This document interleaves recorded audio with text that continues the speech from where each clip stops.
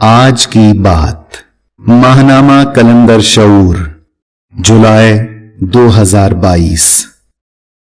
کائنات کو رونق بخشنے کے لیے قدرت نے ہر شے کو رنگین بنایا ہے۔ رنگینی کا اظہار پانی سے کیا ہے اور پانی کے مظاہرے کے لیے زمین بنائی ہے۔ ہر دنیا کی اپنی زمین ہے اور ساری زمینیں خلا میں آباد ہیں۔ زمین پر زندگی کا آغاز پانی سے ہوتا ہے۔ پانی میں زندگی کے سارے رنگ اور رنگوں میں مخلوقات کے فارمولے ہیں۔ نشو و نما کے لیے ساری چیزیں پانی میں جمع ہیں۔ پانی جس کو قرآن کریم نے ماں کہا ہے، ہر ڈائی میں خد و خال کے ساتھ مظاہرہ کرتا ہے۔ آسمان سے بارش ہوتی ہے تو پانی میں تصورات زمین کے اندر ڈائیوں میں داخل ہوتے ہیں۔ جتنی مخلوقات ہیں زمین سب کی ڈائی ہے۔ آم کی تصویر آم کی ڈائی میں جاتی ہے۔ گلاب کی تصویر گلاب کی ڈائی میں مہکتی ہے۔ پہاڑ اپنی ڈائی میں ایستادہ ہے۔ لوہے اور پیٹرول کے ذرات بالترتیب اپنی ڈائیوں میں بہتے ہیں۔ ہاتھی کی ڈائی الگ ہے اور آدمی کی ڈائی بھی زمین کے اندر ہے۔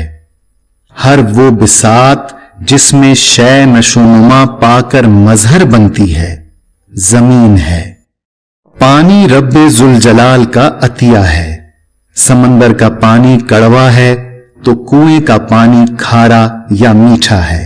دریا کا پانی مٹیالہ ہے تو چشموں کا پانی موتی کی طرح شفاف اور چمکدار ہے۔ کائنات کے ہر یونٹ کے لیے حیات، پانی، مخلوقات کی شریانوں اور وریدوں میں خون بن کر دوڑ رہا ہے۔ آدمی جو کھاتا ہے، چوپائے جو چرتے ہیں، چڑیا جو چگتی ہے، مچھلی جو پانی میں سانس لیتی ہے، سیپ میں سچا موتی اور مجدھار میں لاشمار تخلیقات، سب پانی کے مختلف مظاہر ہیں۔ پانی زندگی ہے اور پانی سے قطع تعلق موت ہے۔ زمین کے 3 حصے پانی میں اور چوتھا حصہ خشک نظر آتا ہے، مگر خشکی پر آباد لوگ اور ماہرین جغرافیہ کہتے ہیں کہ خشکی بھی پانی پر آباد ہے۔ پہاڑوں سے چشمے نکلتے ہیں۔ سوال یہ ہے کہ ان چشموں میں پانی کہاں سے آتا ہے؟ زمین میں کھدائی سے پانی نکل آتا ہے۔ اس پانی کا سورس کیا ہے؟ زمین میں دھاتوں اور معدنیات کے ذخائر ہیں، یہ بھی پانی ہیں۔ زمین ایسے لچکدار مادے سے بنی ہے جس کے اندر پھیلنے کی صلاحیت ہے، مگر اس کی فطرت سمٹنا ہے۔ زمین کو سمٹنے سے روکنے کے لیے اللہ تعالیٰ نے پہاڑوں میں ثقل غالب کیا ہے، یعنی پہاڑوں کو میخیں بنا کر زمین میں نصب کیا ہے۔ پہاڑوں کے وزن سے زمین کا پھیلاؤ توازن میں قائم ہے۔ ایک مقام پر جتنا وزنی پہاڑ ہے، اس کے عین مخالف سمت میں اسی قدر وزنی پہاڑ یا پہاڑ کے وزن کے برابر کوئی شے ہوتی ہے۔ اگر نصب کی گئی میخوں کا وزن دونوں طرف برابر نہ ہو تو زمین نہیں رہے گی۔ سورہ انبیاء آیت 31۔ اور ہم نے زمین میں پہاڑ جما دیے تاکہ وہ انہیں لے کر ڈھلک نہ جائے۔ پہاڑ ہماری طرح مخلوق ہیں۔ یہ پیدا ہوتے ہیں، چھوٹے ہوتے ہیں اور بڑے ہوتے ہیں۔ سانس لیتے ہیں، سنتے ہیں، دیکھتے ہیں، महसूस करते हैं, खाते हैं, पीते हैं, बातें करते हैं और बादलों की तरह उड़ते हैं, मगर हमें वजनी और जमे हुए नजर आते हैं। वजन का ताल्लुक सकल से है। सकल से मुराद भारीपन है।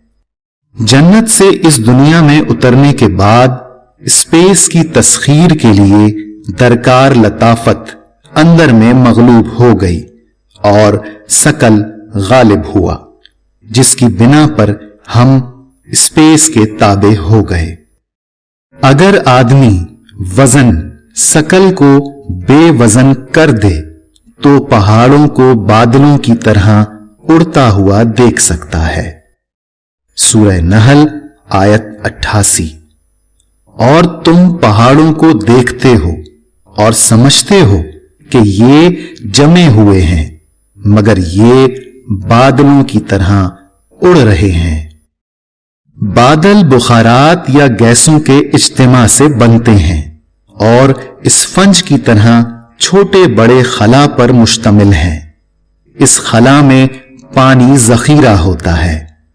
पहाड़ों का बादलों की तरह उड़ने में इशारा है कि पहाड़ भी खला दर खला वजूद है, जिसमें पानी जखीरा है। तफक्कुर तलब है कि पहाड़ आधे से ज्यादा जमीन के अंदर और आधे से कम बाहर हैं। वो मकामात जहां पहाड़ों का धड़ पानी से बाहर है, वहां खुश्की की मखलूकात आबाद हैं। इब्तिदा में जमीन पर आबादी महदूद थी। लोगों ने दरख्तों पर आबाद होकर लकड़ी के तख्तों से दरख्तों के दरमियान रास्ते बनाए। फिर जिंदगी पहाड़ों और गारों में मुंतकिल हुई। जमाने गुजरते रहे, पहाड़ों के दरमियान रास्ते हमवार होकर कस्बे और शहर बन गए। जहां पहाड़ी सिलसिले एक दूसरे से दूर हैं, वहां समंदर रास्ता बन गया है। आज सड़कों के वसी जाल और तामीरात में जिद्दत देखकर कम लोगों को ख्याल आता है कि माजी की तरह आज भी तहजीब व तमद्दुन पहाड़ों पर कायम है। हम जिसको जमीन समझते हैं वो पहाड़ों की चोटी है, जिसे आबादी के लिए हमवार किया गया है। असल जमीन वो है जिस पर पहाड़ी सिलसिले इस्तादा हैं और समंदर तैर रहे हैं। जमीन तक पहुंचने का मतलब जमीन के किनारों तक पहुंचना है और किनारों तक किसी आदमी या मुहक्किक की रसाई नहीं। वहां पहुंचने के लिए बातनी उलूम सीखना जरूरी है। खालिके अर्ज़ व समा का इरशाद है, सूरह रहमान आयत 33।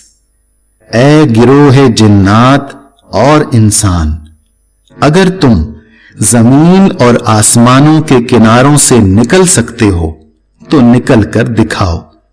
तुम नहीं निकल सकते मगर सुल्तान से।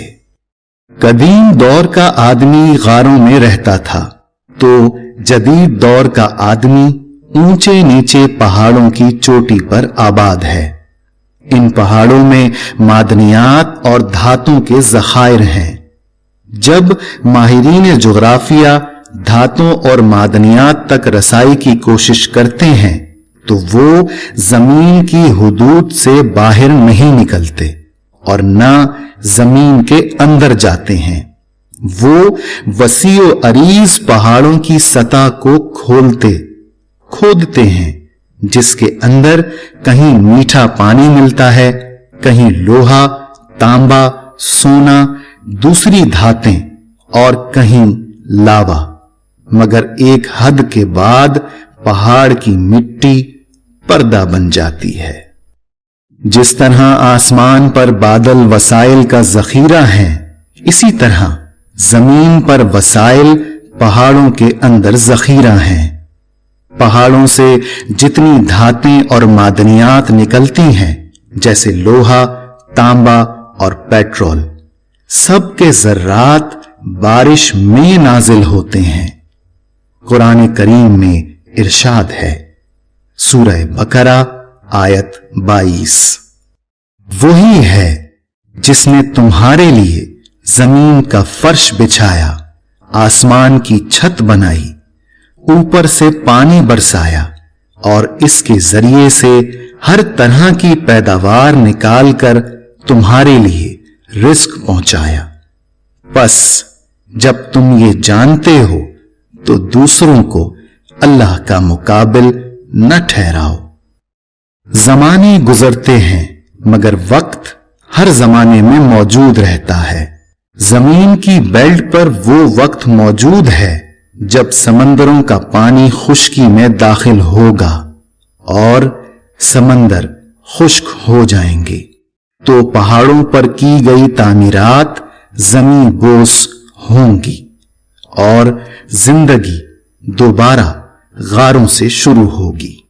بتایا جاتا ہے کہ ہر 10,000 سال کے بعد 3 حصے زمین پر موجود سمندر اپنی جگہ تبدیل کرتا ہے اور ایک حصہ خالی زمین پر ڈوبی ہوئی دنیا مظہر بنتی ہے۔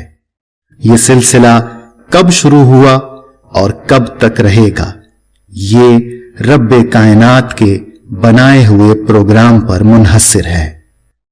ہم نے گزشتہ سطور میں سلطان سے متعلق قرآن کریم کی آیت پڑھی۔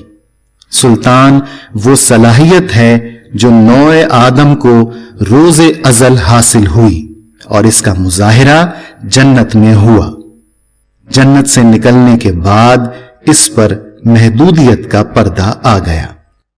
خواتین و حضرات، آئیے سوچ بچار کریں۔ سوچ بچار میں لاشعور کو رفیق سفر بنائیں۔ اللہ تعالیٰ نے آدم سے فرمایا کہ جنت میں جہاں سے جی چاہے خوش ہو کر کھاؤ، لیکن ایک درخت کے قریب نہ جانا ورنہ ظالموں میں شمار ہوگے۔ جس عمل سے منع کیا گیا تھا وہ سرزد ہوا اور آدم جنت سے اس دنیا میں آ گیا۔ اللہ تعالیٰ کا حکم مستقل جاری ہے۔ اگر آدمی نے دنیا میں اللہ کی حکم عدولی کو ترک نہ کیا تو جنت اس کے لیے سوالیہ نشان ہے۔ محترم بہن بھائیوں، بچوں اور بزرگوں، دنیا عارضی ہے، یہ اللہ کی طرف سے ہے اور اللہ کی طرف لوٹ رہی ہے۔ بارگاہ الہی میں وہ خواتین و حضرات سرخ روح ہوں گے جنہوں نے فرما برداری کا راستہ اختیار کیا۔ کیا ہمیں نہیں سوچنا چاہیے کہ انبیاء کرام علیہ السلام اور خاتم النبیین رسول کریم صلی اللہ علیہ وسلم کی معرفت، اللہ تعالیٰ کے احکامات ہم تک پہنچے؟ ان پر کتنا عمل ہو رہا ہے اور کتنی نافرمانی ہو رہی ہے؟ درخواست ہے کہ صبح سے رات کو سونے سے پہلے تک جو اعمال آپ نے کیے ہیں لکھیے کہ ان میں سے کتنے اعمال اللہ اور رسول کے لیے قابل قبول ہیں اور کتنے سوالیہ نشان۔ آخری آسمانی کتاب قرآن کریم میں ارشاد ہے، اے گروہ جنات اور انسان، اگر تم زمین اور آسمانوں کے کناروں سے نکل سکتے ہو تو نکل کر دکھاؤ۔ تم نہیں نکل سکتے مگر سلطان سے۔ سورہ رحمان آیت 33۔